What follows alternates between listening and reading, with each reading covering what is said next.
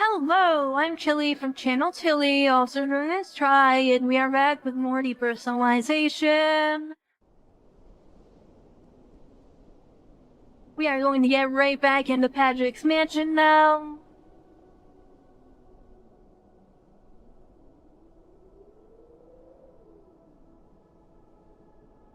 Also, geez, I'm really hot right now. It is hot out.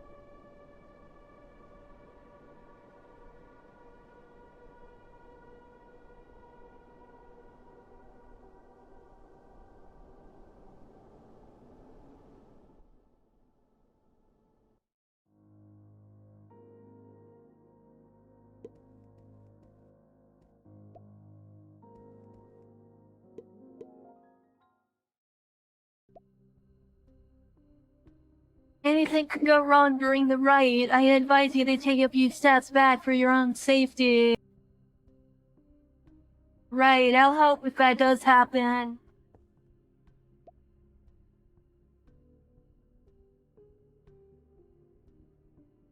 The gem in Sandra's hand, something I accidentally clicked there. The tattered circles on the floor are reinfused with light, and Bruno's distant voice begins to talk in your ears. Floating in front of Sandra is Lady Redstone's phantom, first a blurry haze, then a faithful recreation. My thanks, Sandra. Thanks for your faith and determination. Adolph's schemes are thwarted.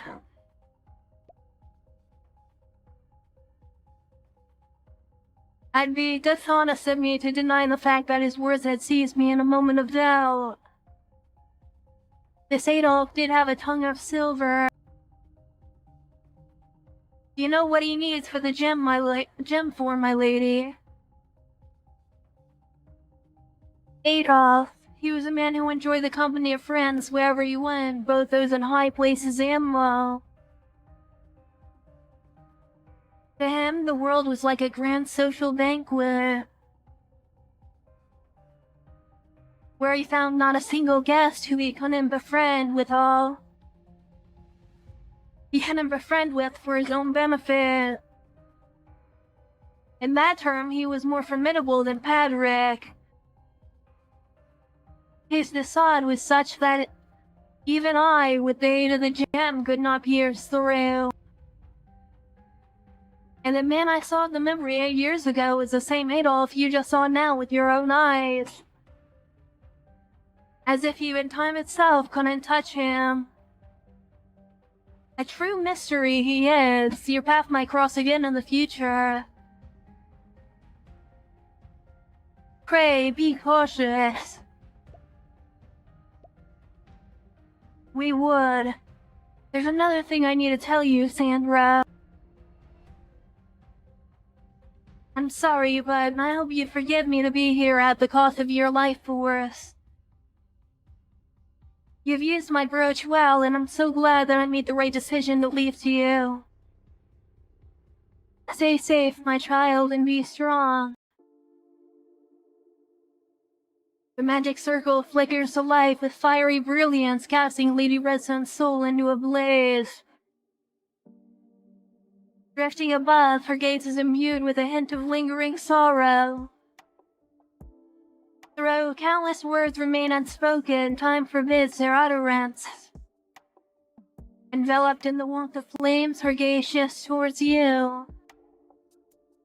Please allow me to recount a tale from ages ago. My husband, Padrich, he sought to vanquish all evil in Cursenday, but even as the mayor, he was powerless in changing crucial decisions. His struggles tormented him, burdened him, and as his wife, I attempted to help him. Therefore, I broke my vow and unveiled the knowledge of occultism to him. I thought he could temper his desires, but he delved deeper into occult studies. On that fateful day, a radical idea took root in his mind to cleanse human souls of all malevolent thoughts. He purged the Opal Church and sowed the seeds of the catastrophe, casting all into the abyss of doom. I exerted every effort to restore a semblance of its sanity at my own sacrifice. What happened thereafter has faded from my memory. It's not yet too late for anything. I shall infuse my memories into this gem, just like the previous Lady Redstone did. I pray it will aid you in navigating the impending disaster. Lady Redstone extends her hand, offering the gem enveloped by her radiant soul to Sandra. Thence he gently waves in a gesture of farewell to you.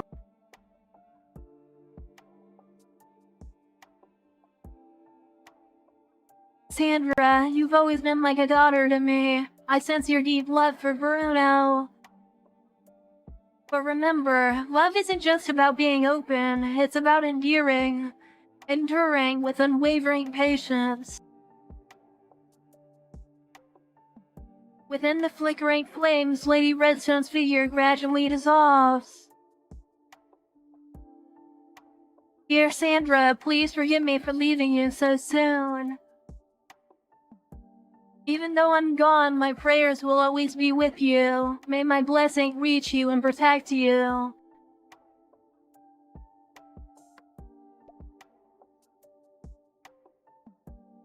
Space warps and unfolds in a way which denies all reasons, and before you can realize it, it's brought Bruno back before you in flesh.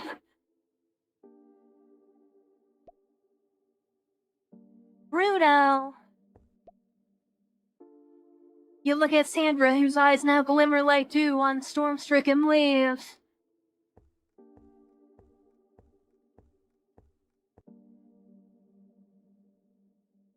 Seeing that you are expecting a carefree conversation alone, you take your leave off of the living room.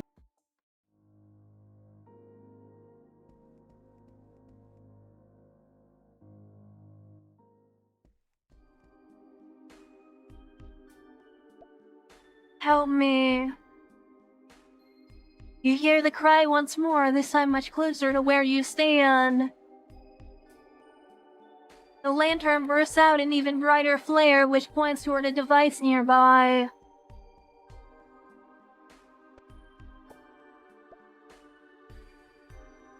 You hold high the lantern and the flare becomes incandescent. Then a cluster of flame hops out and lands before you. Slowly but steadily, the vibrating flame morphs into a sphere of sparkling heat.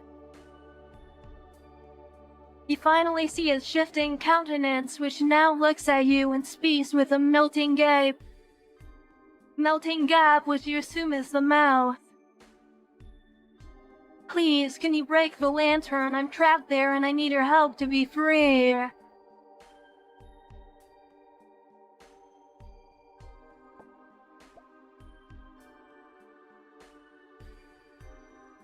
You sense a heavy weariness burns at the heart of the flame. Whoever is in the fire, they must be eager to break free and you will help them. You slam the lantern on the ground, shattering the glass cage. My thanks to you. With a body as warm as hearth fire, the creature moves closer to the broken lantern you just picked up, setting its surface alight.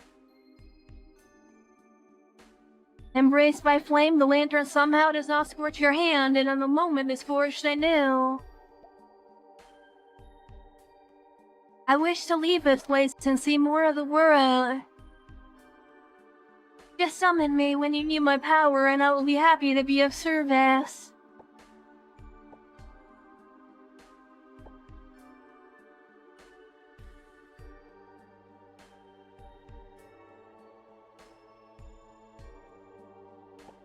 And there we go, we got ourselves a new summon spell.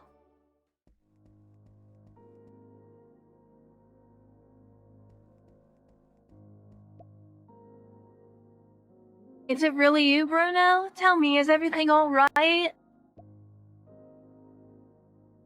I don't know how to put it. My head's still a little heady right now, like I just woke up from a long sleep. Bruno rubs his forehead with the back of his hand in an attempt to ease the awkwardness. I was something like a corpse floating on a black sea without a name. In my mind was a massive clogged noise with only a few fleeting moments of lucidity in between. I couldn't tell where I was even when my mind was my own. Then out of nowhere I saw a glaring fire ahead. I swam as if my life depended on it, and that's how I got back here. I'm just glad you're back with us safe and sound. You've suffered a lot. I wish I could tell you to have some rest, but we have more work to do. Yeah, I thought you'd say that. Bruno lets out an unheard sigh, the corner of his lips curling into a faint smile. He feels only joy at the moment, the joy of reuniting with his love after a bitter parting. Oh, and in case Sandra didn't tell you, she's already shared with me everything she knew about Lady Redstone. I shall never forget what she'd done for us. Sandra lifts her face, her eyes bright with resolution. I've made up my mind that I'll become the new Lady Redstone. To be frank, I'm so concerned with my capacity to fit the role, but the last thing I want to see is her last will unclaimed and discarded. She puts the gem on, which, as if resolving to her courage, begins to sparkle.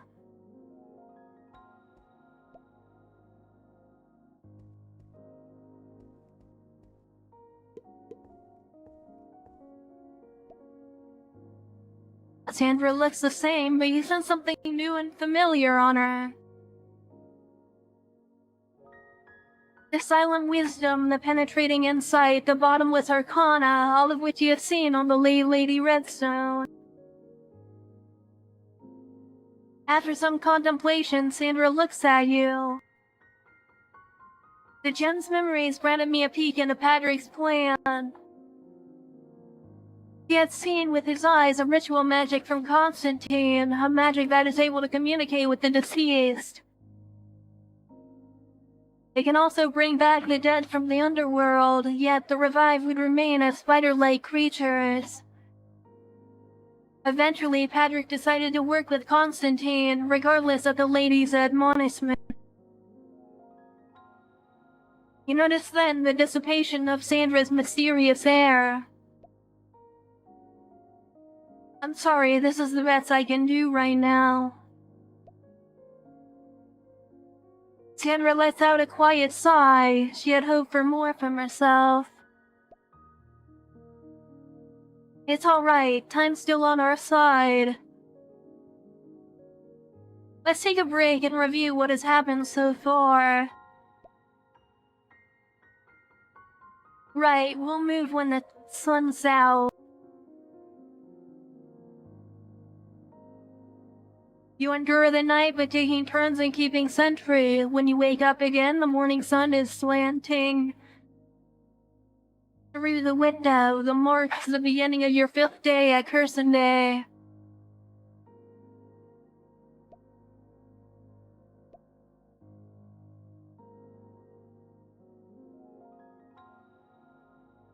Bruno, on the other hand, seems to have something to say at the moment. Wait, there's something I should tell you about Constantine. As you and Sandra gather close, the man is still rubbing his forehead as if trying to recall the details he had been missing. I believe there was an official document I saw during my days with Carter. The title was like local network plan or some sort. What's more, I saw Constantine's name on it. And right after that, there's the old man's staff who was responsible for evidence as safekeeping. That was the reason I told Sandra to keep an eye on Constantine. What about the content? The content, right, I can't remember the details, but some of it gave me a big shock. Like the amount of money they plan to spend and the number of houses they leveled. Just to set up a few nodes. Nodes? Did you happen to see their layout? You can say that. The whole plan looked fishy, so it took some time to figure out what it was about. If you wish to know what it looks like on the map. With the help of a pen and paper on the end table next to the couch, Bruno manages to redraw the layout and draft. It's exactly the ritual circle. The ritual circle, you mean? So this is what the network plan was about. They were turning the town into a circle.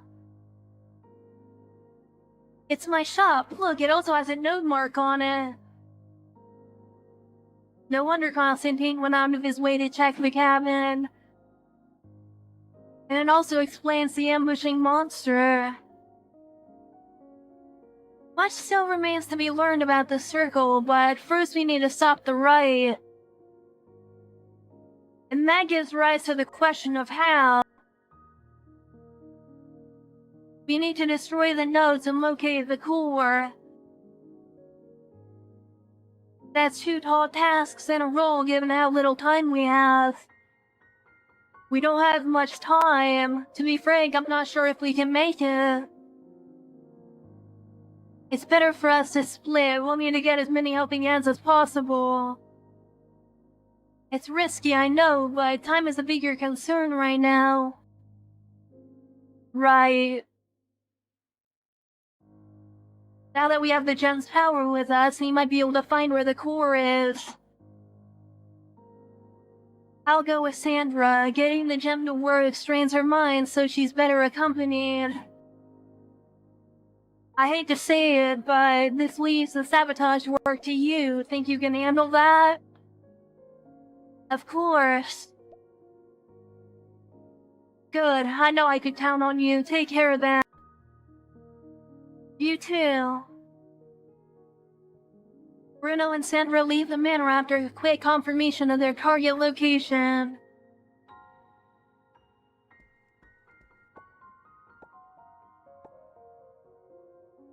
Time to save again.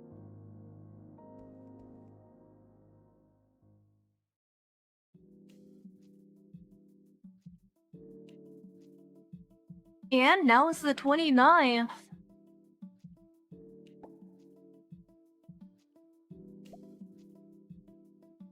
Upon entering the town hall, you notice Sandra and Bruna sorting through documents in anxiety.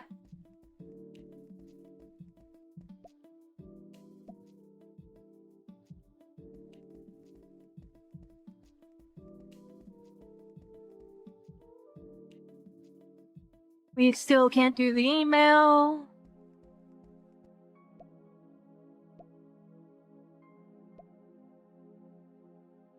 You recall the ring you found in Padrich's mansion. Its dimensions fit perfectly into the notch of the box. As you place it, a subtle click echoes, revealing a hidden compartment within the bookshelf. Within the hidden compartment lies a letter. Dear Padrich, how are you doing these days? Have your headaches and anxiety gone any better? You can find the medicine I prepared for you in the second drawer on the left. It feels like ages since we had to talk about this. I know you've got an unbreakable will, Padrich, and I believe you can handle the truth no matter how heavy it might be.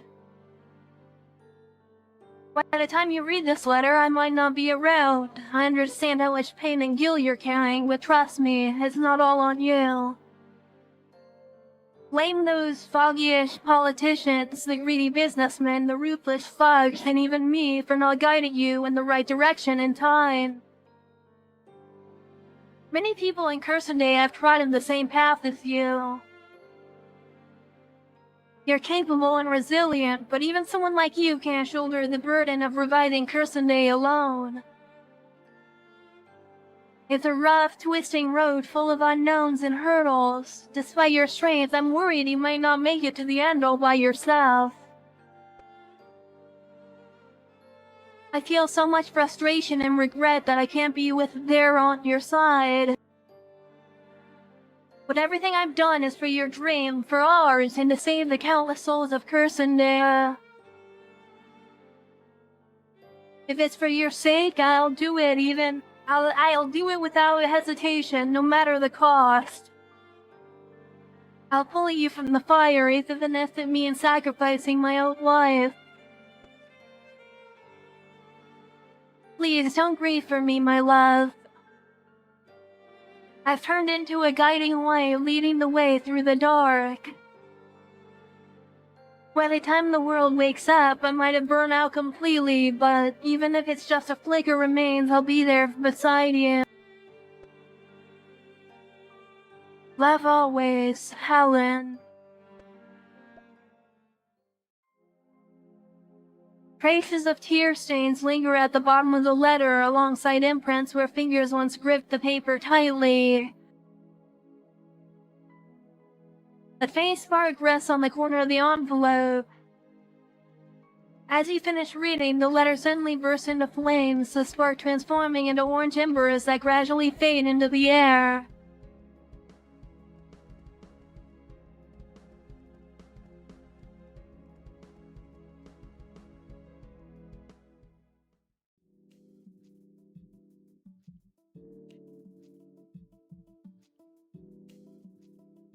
Hang on, give me a moment here.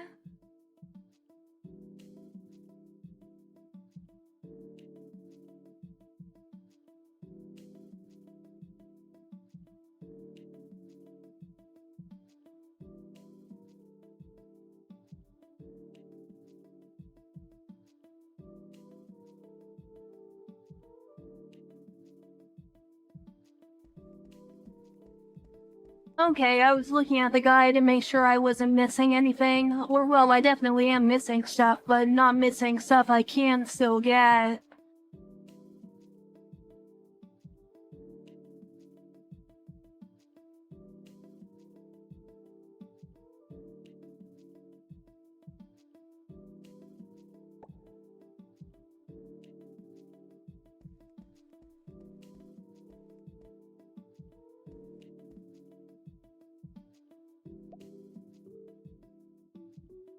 Upon entering the cloth store, there's no one at the counter. Where's the owner? You spot a hidden door next to the clock on the wall, leading to what appears to be a secret chamber. From behind the door, muffled sounds of a scuffle reach your ears.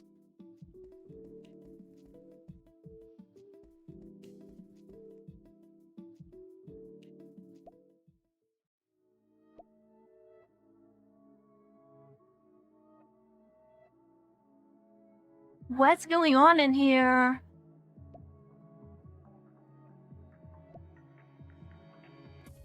Hey, help me out. That lunatic has someone captive in a secret chamber. Help me, I'll pay you.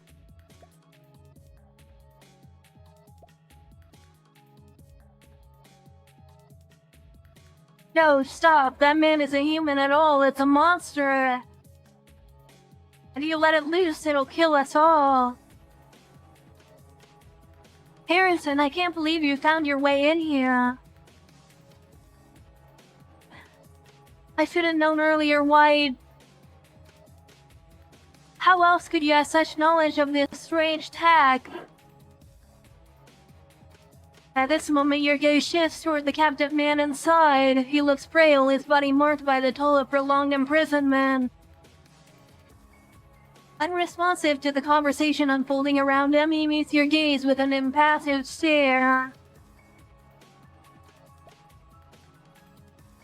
Help me save this person now, I'll reward you generously. The benefits will be beyond your wildest dreams. So that's what this is all about, but how did you know its existence? So you're just another... Hey, don't trust him. He has no idea what he's getting into. As you watch White and Harrison in turmoil along with the silent man, you find yourself at a crossroads. At that moment, you spot a set of keys similar to those from White's watch store lying near your feet. For a brief instant, your mind drifts to the valuable watches displayed in the nearby showcases.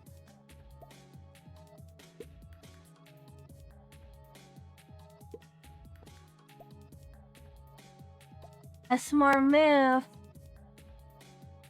You idiot, you have no idea what you're getting into. You're on your last legs, you old chump. My revered god, I'm setting you free. Harrison unlocks the cage with the key and then turns to the silent man with intense expectation. The man freed from his confinement shows no visible reaction to his newfound freedom. Then a strange otherworldly noise escapes his lips like a swarm of bees buzzing past. As the man speaks, Harrison's fervor intensifies. 5 years, I've waited 5 long years. O messenger of God, grant me wisdom, grant me insights beyond human understanding. I sacrifice everything for this moment. All I seek is a mere fraction of your great power. While you have no idea what Harrison is talking about, it's clear the silent man is seething with rage.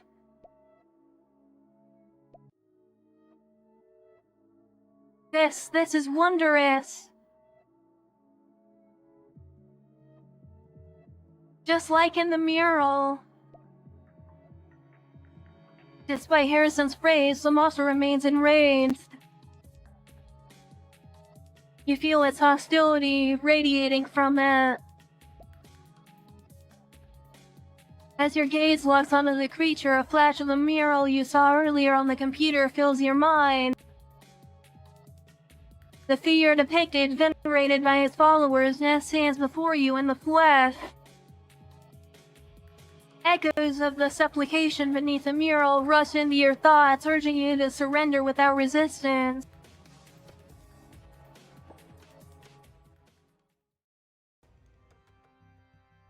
Compelled by an inexplainable impulse, you kneel before the monster, mimicking the poses of the figures in the mural. With devotion, you recite the unfamiliar prayers, flooding your mind, words you once read but now flow effortlessly from your lips.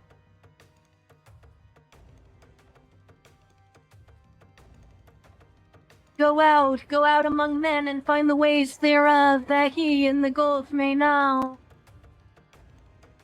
A sudden realization strikes you as you identify the creature before you, Migo.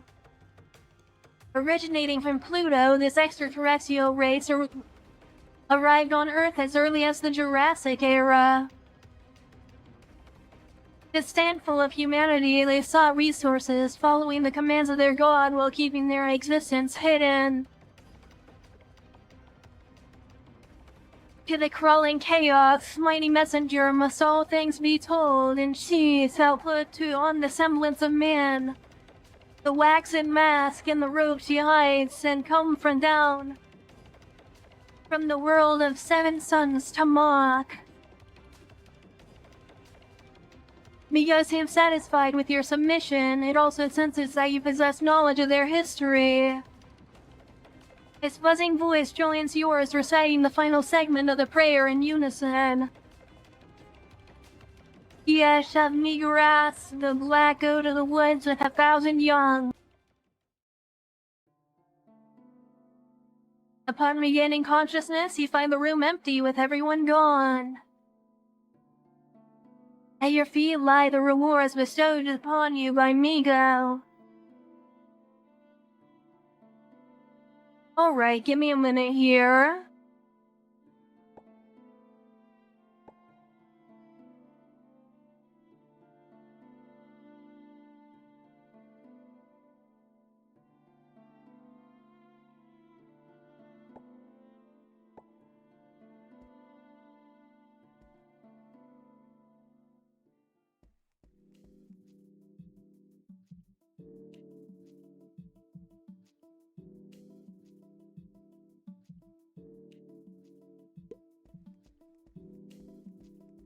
Alright then, that's another mythical item we have now.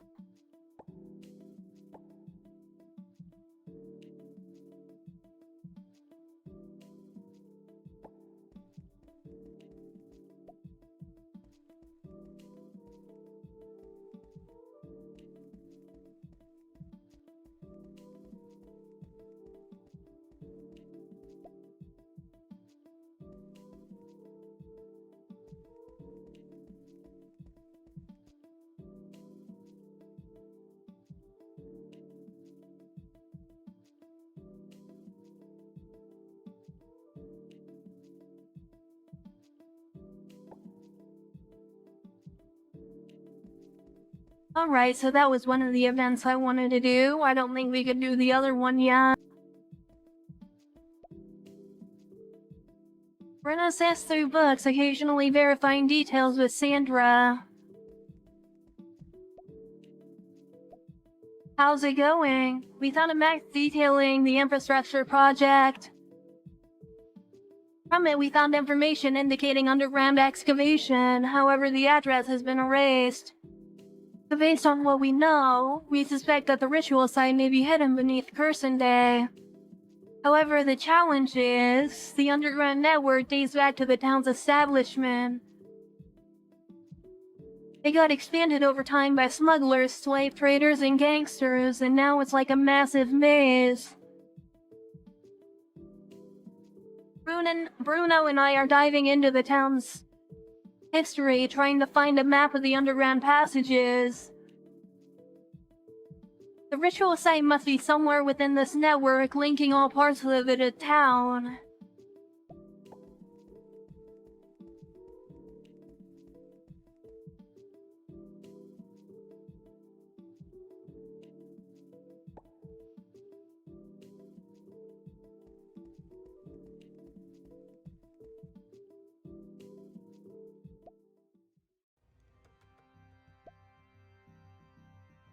What's going on here? I'm sorry.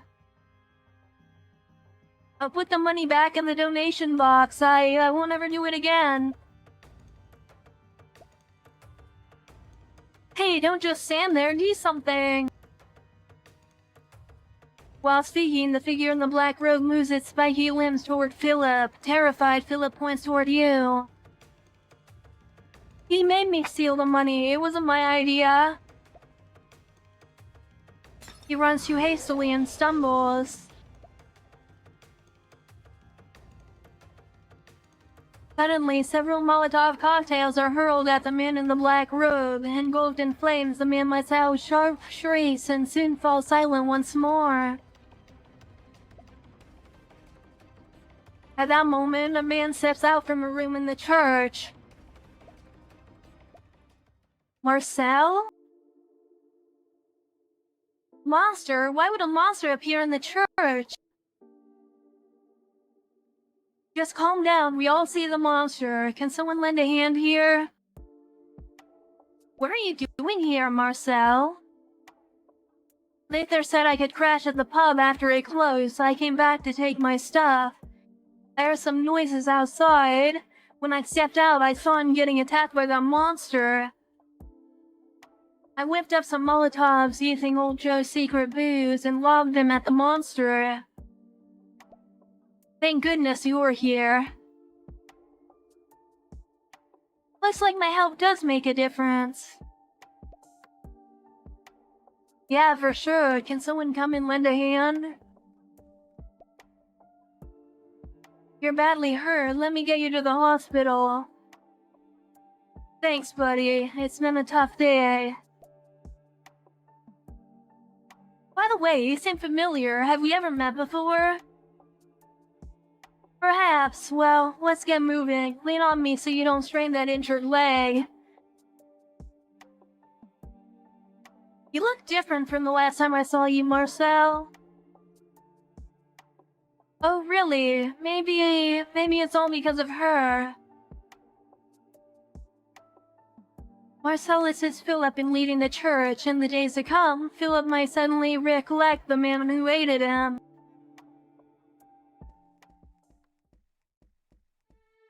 Well, we sure are getting a lot of treats right now.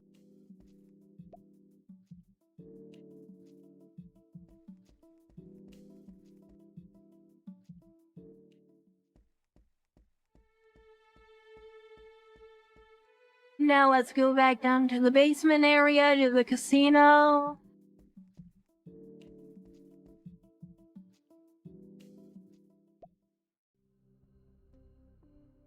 Approaching the door, you notice a solitary guard in black on duty.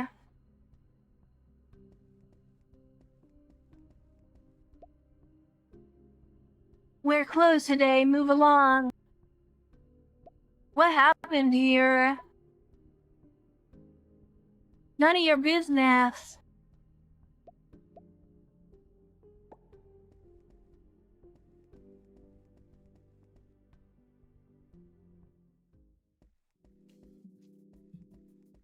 Alright, give me a minute here.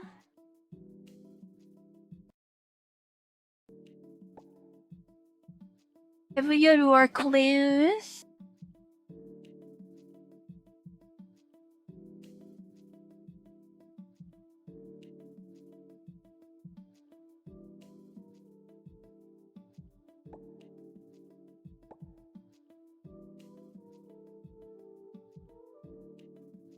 Oh, sorry, it was at the pub. Never mind, I was completely wrong.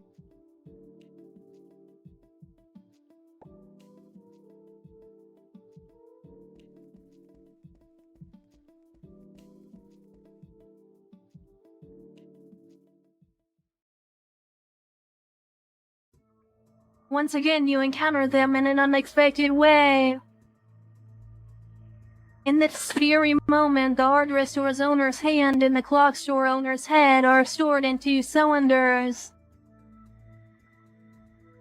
Despite lacking bodies, their heads seem to be alive, however.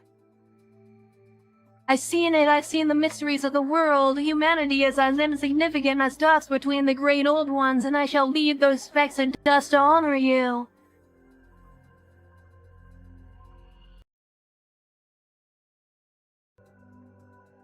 Harrison, the hardware store owner, appears lost in hallucinations. At times, he starts reciting unsettling incantations and quoting passages from the Necronomicon. He seems to have gained knowledge about everything, which plunges him into madness. The clock shop owner's gaze remains fixed on you, though you can't be certain if he truly sees you. At present, its ceaseless wailing fills the room. White's head, encased in a cylindrical vessel, resembles an hourglass. Cracks spider across his forehead, and fragments of his fibers slowly flow upward, draining toward the top of the cylinder. Perhaps it will take an agonizingly long time for the hourglass to fill completely. Perhaps only then will his torment and his wailing come to an end.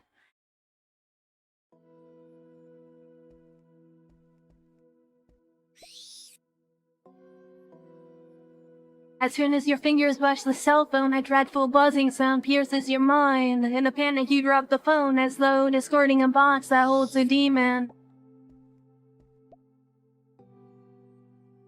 When you spot the cylinder holding Harrison's head, you can see his gaze locked on you as well.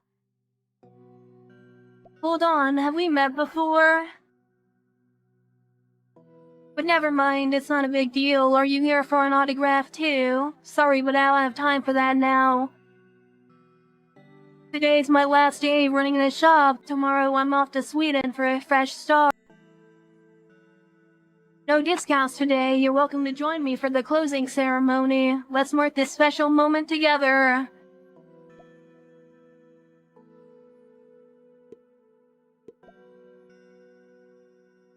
What a wonderful day.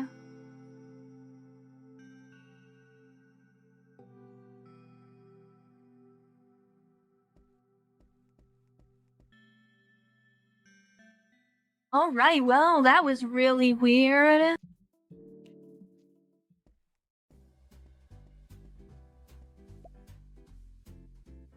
Have you heard the rumors about monsters snatching people at night? Yeah, it's pretty scary. I want out of here. I've been feeling the same way. This town's not safe anymore. The snow's really coming down. I'm worried about what could happen. Let's bounce. We don't want to get stuck here.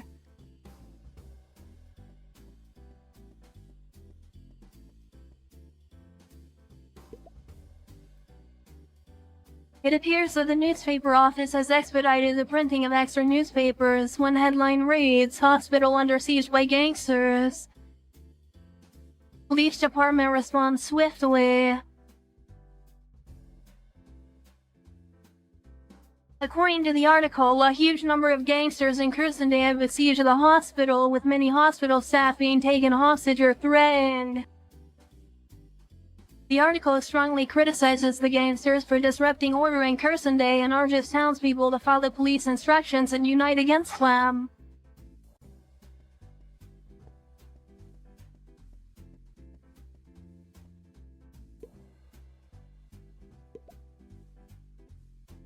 As you approach the bar, you spot the girl in the scarf seated at the table, scribbling in her notebook. Engrossed in her work, she remains unaware of your presence until you greet her. "Hey!" "Oh, it's you!" Startled, she jumps to her feet like a frightened rabbit, then quickly realizes you're standing there. "Oh, when did you arrive? I hope I didn't keep you waiting." "No worries, I just got here. How's your research going?"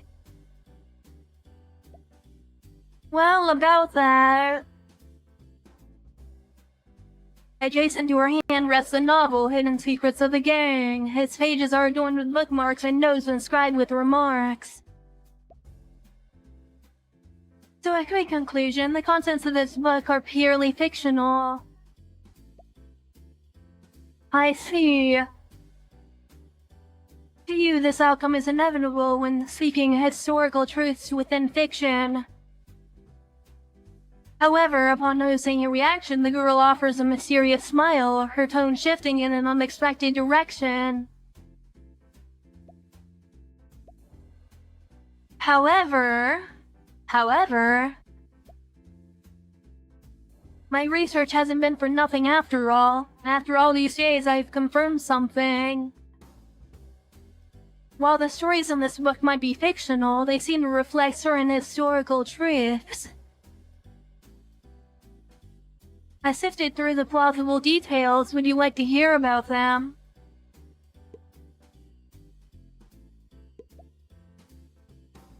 Sure, spill the beans on the gangster tale. Sure thing, let me get ready. The girl lets out a soft cough as she prepares to speak. Legend has it that the gangsters in Cursenday amassed their wealth through the slave trade, but that's just a groundless rumor. In reality, the first gang leader was a late 18th century commander who fought in the abolitionist movement. This commander couldn't sit idle as the governor oppressed the indigenous people, so he led them here. Then the government forces besieged them. It was a brutal and grim conflict. Just when things seemed hopeless, a self-proclaimed prophet arrived with a mysterious box. According to the woman, the box held a treasure coveted by the greedy governor. The governor believed that it could bring immense wealth and had been tracking down the prophet. She pled the commander to open it to gain the power needed to fend off the government forces. However, the commander resisted the temptation. He was cautious, perhaps fearing that opening the box would unleash a disaster. In the end, he lost the war and got captured by the government forces. The greedy governor opened the box before him. Suddenly, eerie cries echoed through the camp. A dark slime emerged from the box, sprouting countless eyes. It spread uncontrollably, devouring any humans in its path. So that's Shogoth, obviously. Maybe his caution paid off. The commander survived and learned to control the slime. Since then, he had defeated his foes using his new powers and eventually founded this town.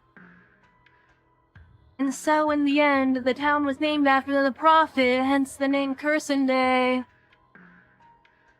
But nothing remains unchanged. After the commander's demise, his family grew greedy and cruel, much like the tyrannical governor. So, inspired by the commander's legacy, the people overthrew his family. To survive, the freedom fighters eventually transformed into gangsters operating in the shadows. Power and wealth can drive one to madness, as evidenced by the fate of the commander's family.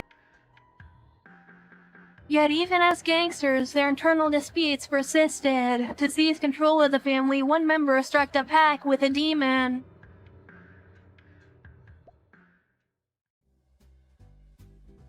And you know what happened next? That's the stories written in the novel. Do you think it's based on truth? Absolutely. A true historian should be willing to take a stance, even though I'm not a full-fledged historian yet. Honestly, while I can't be entirely certain, some contents of this novel are not purely fictional. They align with my findings, so maybe, you know. This book could be a legacy from past researchers. Anyway, thanks a ton for your help. Oh right, the payment. The girl retrieves a cash-shaped purse from her pack and hands it to you. Thank you, wish you all the best. The girl remains oblivious to your subtle movements. He noticed that her notebook goes beyond gang histories filled with cryptic entries. Some pages feature symbols of ancient origin, while others are written in forgotten scripts, yet their meaning remains just out of reach.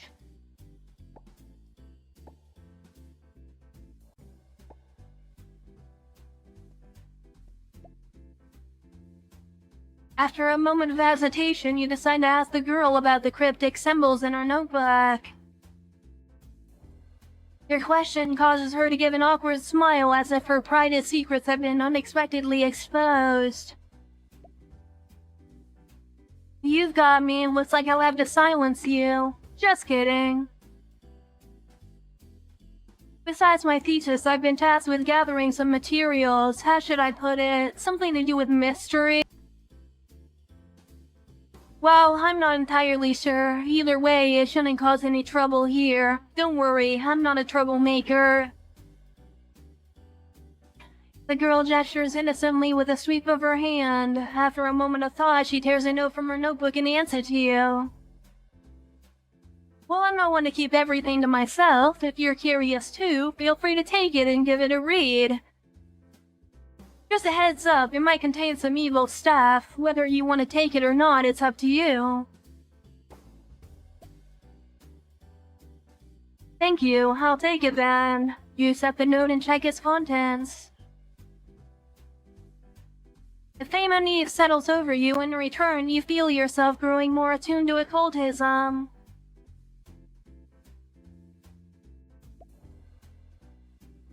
Are you alright? It's a real mental workout trying to decipher the contents here. You should definitely get some good rest tonight. Good luck to you.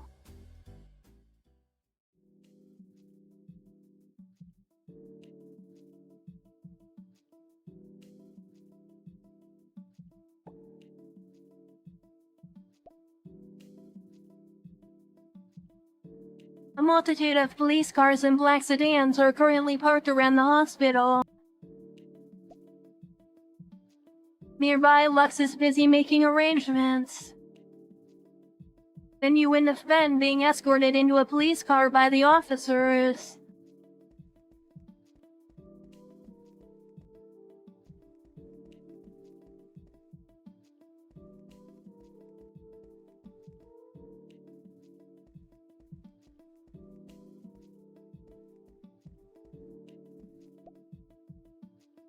What's going on here? You arrested Ben, didn't you?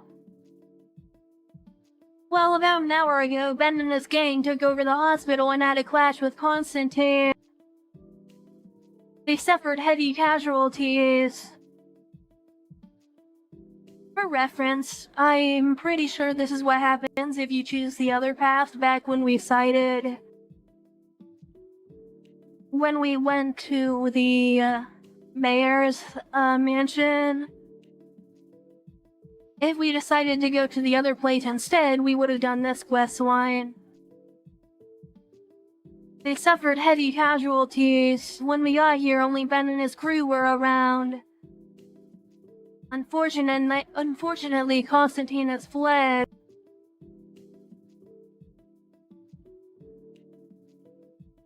You reflects on the plan discussed with Bruno and Sandra at Padrich's mansion.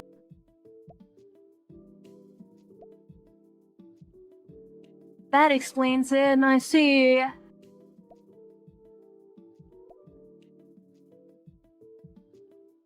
Lex issues instructions to the nearby police officers who nodded and proceed to enter the hospital. I got my team to deal with the ritual node inside the hospital. Actually, while searching for evidence, I came across some twisted bodies, so I thought it was some strange illness, but now it's the inside of the ritual. By the way, I'll cordon off this area to prevent the panic among the locals.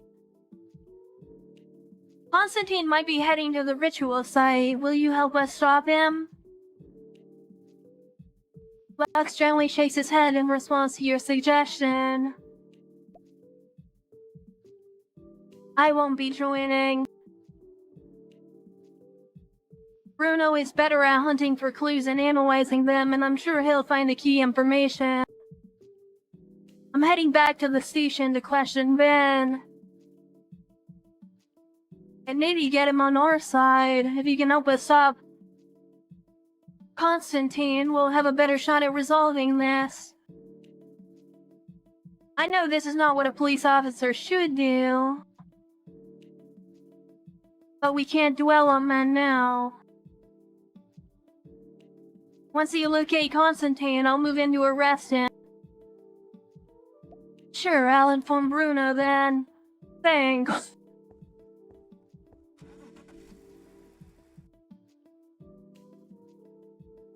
Lex boards his police car and departs the hospital, leaving only the officers on guard duty.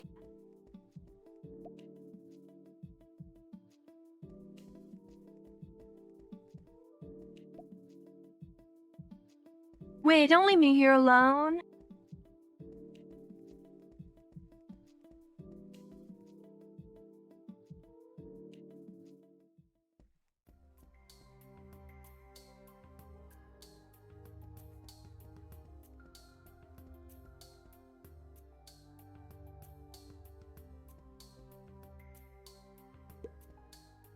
I forgot we couldn't get back up from here.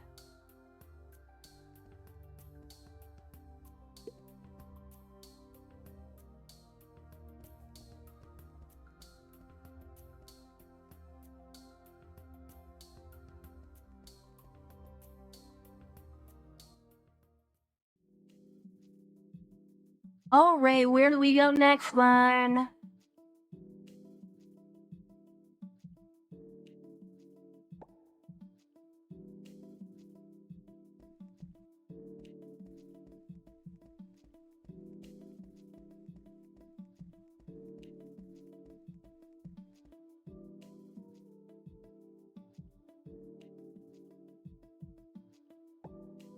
Let's head to the police station.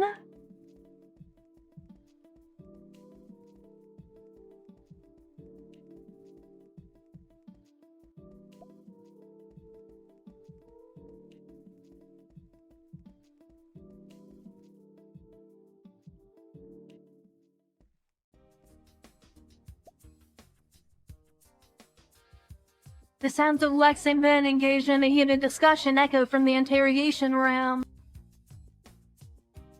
Perhaps I should wait for Lex to finish his interrogation.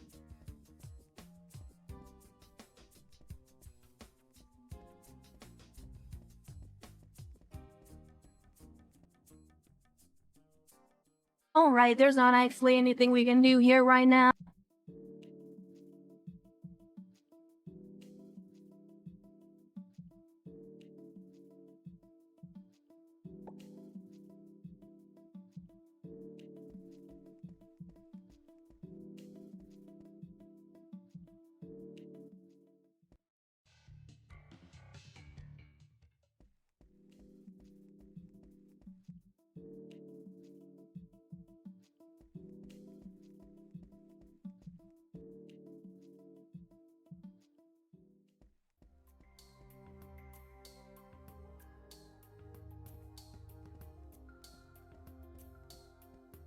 Let's check down here again.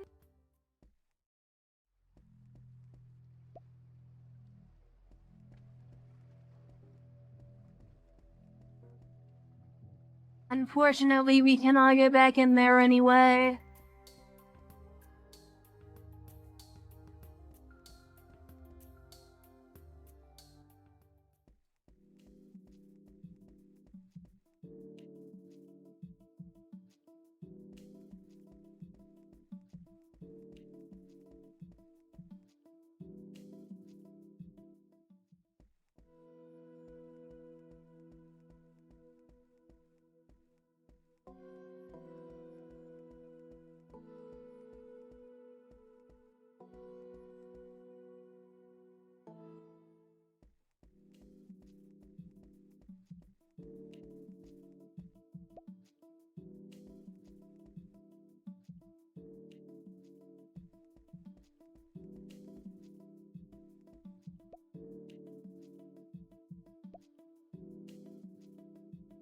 According to the coordinates, this must be the location.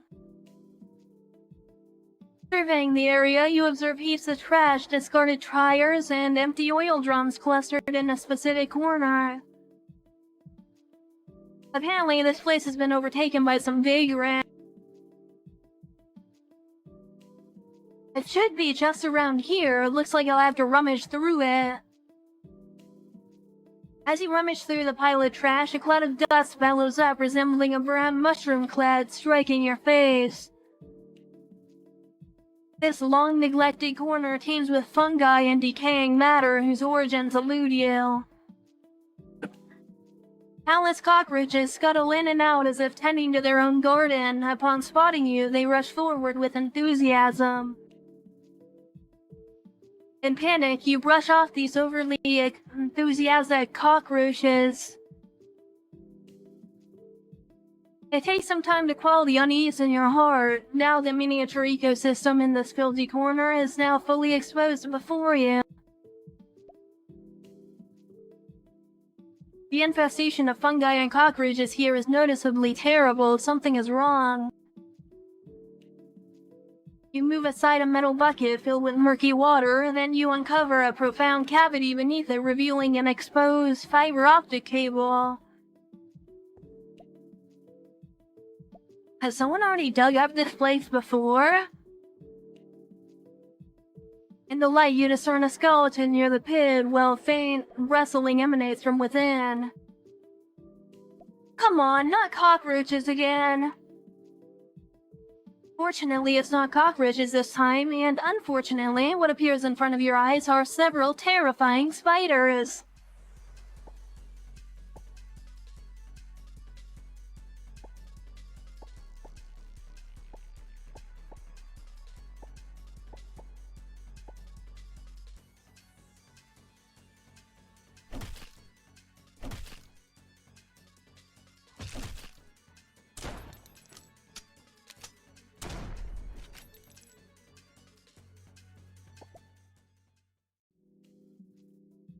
You defeat the spiders from the pit and reassess your surroundings. Soon you notice distinct silver threads within. These must be the threads related to the ritual. Despite your efforts to rate the threads, they prove extraordinarily sturdy, resisting your attempts. These threads are made of a special material and incredibly sturdy. Maybe a little fire could do the trick.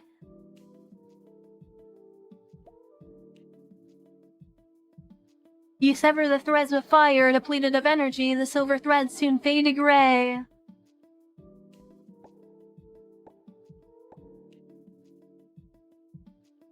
And there we go. That's 2 of the nodes down, and that is where we're gonna end off this video. If you made it this far, thank you for watching, and I will see you next time when we continue with more depersonalization. Until then, I'll see you next time. Bye!